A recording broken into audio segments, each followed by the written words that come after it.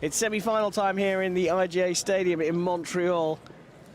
And our first matchup sees the world number 1, Olga Kharlan from Ukraine, going up against Shao Yaqi, the world number 6 from China.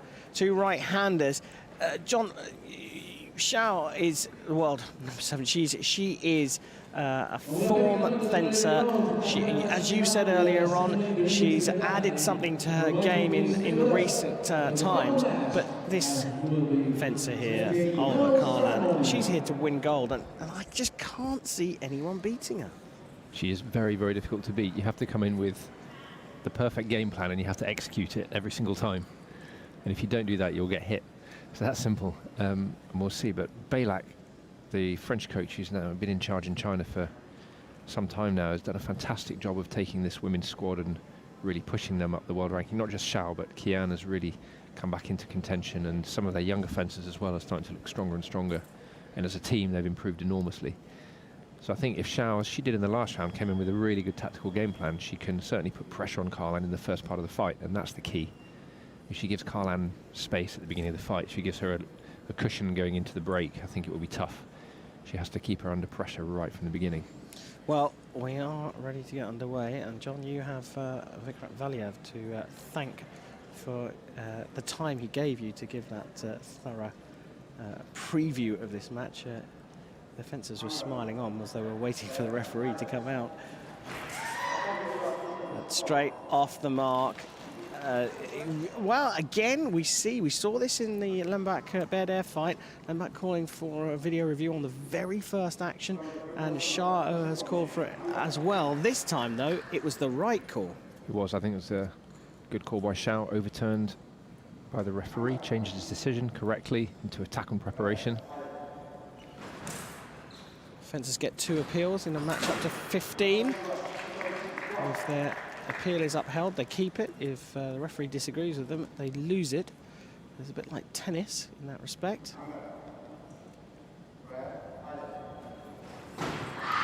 Just too good. Shao was just a bit too passive at the beginning there. She can't give that time and space to Kharlan. She will pounce on that and convert into a hit. That was a better distance, but Shao's mistake really there. She made Kharlan fall short really nicely, but then just a bit lackadaisical on the final action. She didn't really commit, exactly right. She didn't commit to the last action enough. And then Kharlan could see that and just flicked on, I think, onto the arm to get her light up. Kharlan takes to the Prix, mal-parried by the Chinese fencer. I'm going to give you a simple question. We talked about Olga Kharlan for a few years now. You've been joining me in the commentary box. She does something that I think perhaps people that don't fully understand fencing would need a bit of a better explanation of. And the way I'm going to put it is, it looks like Kharlan buys herself more time. She does something that allows her more time. What is it? What is it that she does? All the great fencers seem to have more time than other people. Silagi does a similar thing. And back in my old days, Pozniakov, same thing. You just think, how does he have that much time to see what's happening and select an action and execute it? And it's partly down to the control of distance and timing. So the footwork preparation is vital for that, choosing the right preparation at the right time. But also it's about waiting until that very last moment for the correct moment to make the decision. Not thinking, oh, I need to get my light on quickly or the other person will hit me. You know, having that confidence to wait for the perfect moment to make the decision. Yeah. Feet so crucial. And, if you want to learn how to fence, the first thing you've got to get right is the feet, because you can have everything in the hand, and you could even make the right decisions, but if you don't put yourself in the right place at the right time, you're never going to hit your opponent. Absolutely. The perfect action from the wrong distance is irrelevant.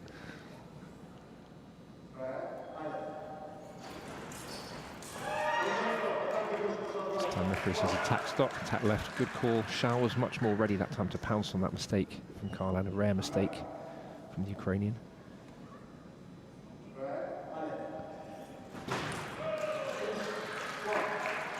And Shao's attack this time, and she's just stayed in this game. She was down 4-1, but she didn't let it get to her. Interesting to see what Kharlan changes here. I think she was a little bit sharper at the very first part of the fight on her preparation. Maybe she'll go back to that. She just committed off the first step there, which is, that's a mistake against the fence with the size and control of distance of Shao. I think Shao can afford to go quite small and slow at the beginning because she's got that reach and the power. You can see there that huge lunge.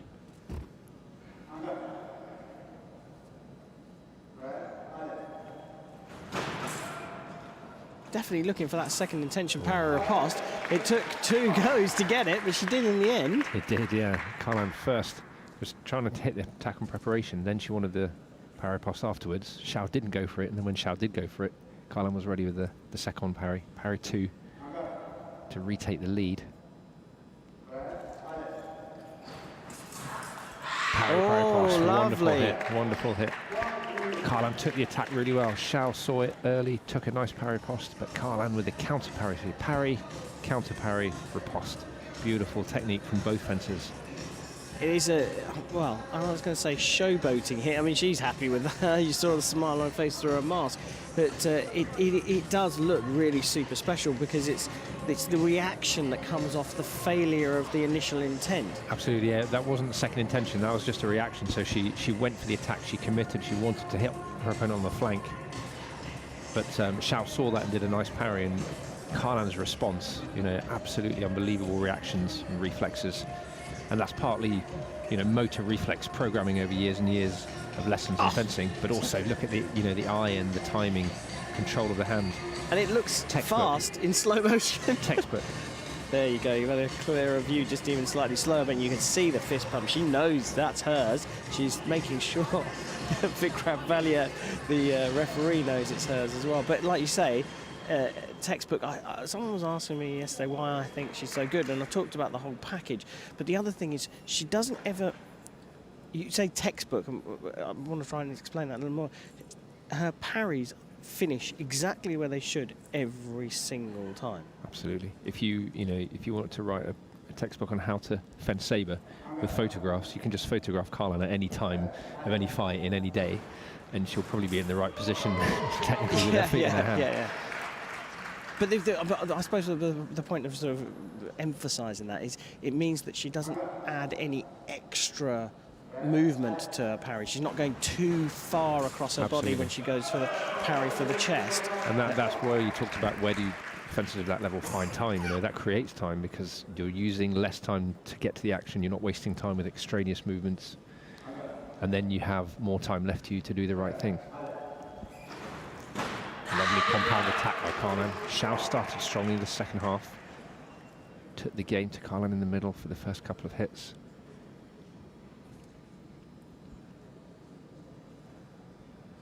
Very nice compound attack from the Ukrainian.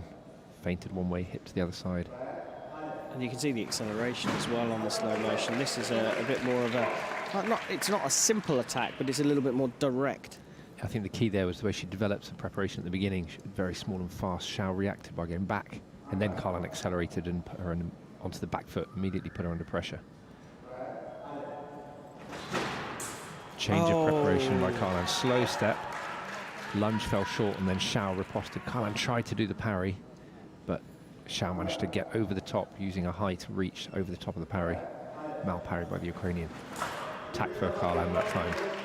She's been much more successful in this fight when she's done either a two-step preparation or a sharper preparation to get the distance right and force a reaction from her opponent. When she does that slow single step, it doesn't really work so well against Shao. And there you go, two-step prep, parry riposte. Shao lunged on the second step.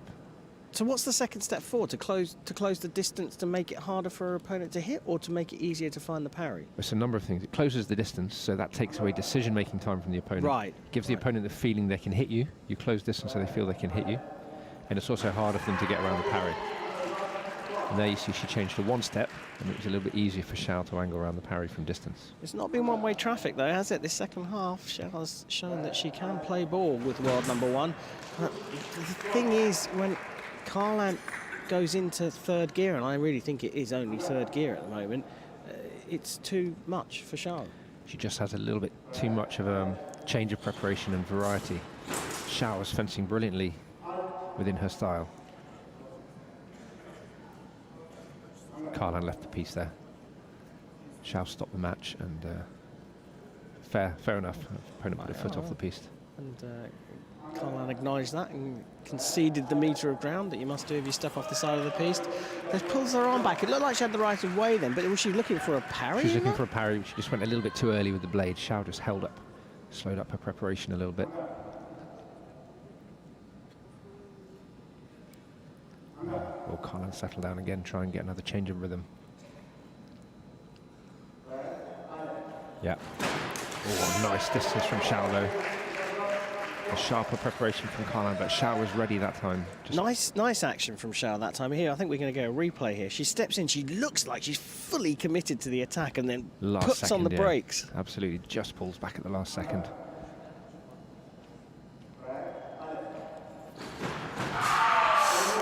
Yes, he's kept consistent with that one. That one perhaps was closer to a continual attack, but there was just this moment there where she stops. Half a lunge, half a step.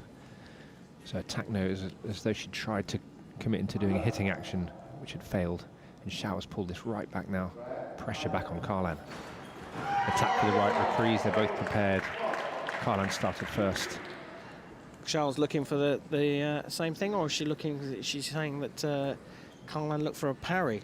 I think she thinks it's a little bit more in hope than expectation. She thinks she wants attack no, but it's both prepare, both pause, and then Kharlan.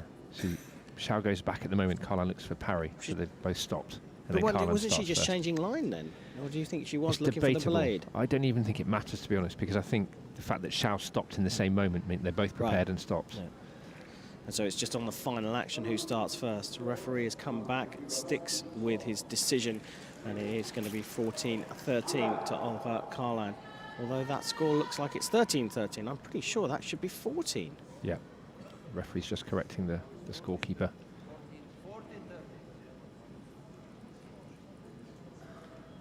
Okay. 14-13.